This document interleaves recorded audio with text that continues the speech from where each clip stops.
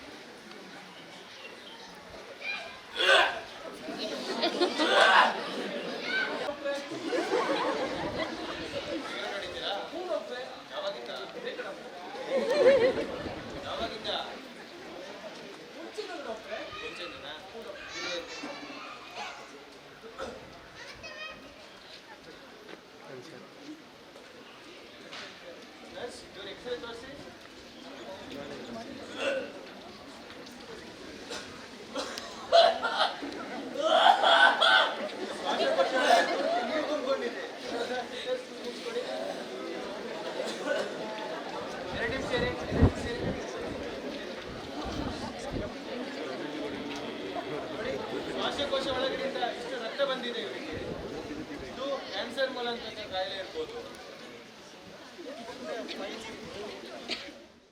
ಪರಿವರ್ತನಾ ಟ್ರಸ್ಟ್ನ ಪ್ರಮುಖರಾದ ಸಂದೇಶ್ ನೇತೃತ್ವದಲ್ಲಿ ಇದೇ ಮೊದಲ ಬಾರಿಗೆ ಹಮ್ಮಿಕೊಂಡಿರುವ ಡ್ರಗ್ಸ್ ಮುಕ್ತ ಕರ್ನಾಟಕ ಅಭಿಯಾನವು 45 ದಿನಗಳ ಕಾಲ ನಡೆಯಲಿದೆ. ಮಡಿಕೇರಿಯಿಂದ ಸಂಪಾಜೆ, ಪೆರಾಜೆ, ಅರಂತೋಡು ಮೂಲಕ ಸುಳ್ಯಕ್ಕೆ ರಥಯಾತ್ರೆ ಸಾಗಲಿದೆ. ಜನವರಿ 19ರಂದು ಬೆಂಗಳೂರಿನಲ್ಲಿ ಬೃಹತ್ ಸಮಾರೋಪ ಸಮಾರಂಭ ಆಯೋಜಿಸಲಾಗಿದೆ. ನಾವು ಒಂದು ಪ್ರಾರಂಭ ಮಾಡಿದ್ವಿ ಕಾರ್ಯಕ್ರಮ. ಇದರ ಉದ್ದೇಶ ಏನು ಅಂತ ಹೇಳಿದ್ರೆ, ಈಗಾಗಲೇ ಕರ್ನಾಟಕದಾದ್ಯಂತ, ದೇಶದಾದ್ಯಂತ ಆಗುತ್ತಿರುವ ಯುವ ಸಮುದಾಯದ ದಾರಿಯನ್ನು ತಪ್ಪಿಸಿ ನರಕದ ಬದುಕನ್ನು ತೋರಿಸುತ್ತಿರುವಂತಹ ಭಯೋತ್ಪಾದಕರು ಸುಮಾರು ಜನ ಇದ್ದಾರೆ. ಇದಕ್ಕೊಂದು ಮುಕ್ತಿ ಹಾಡಬೇಕು.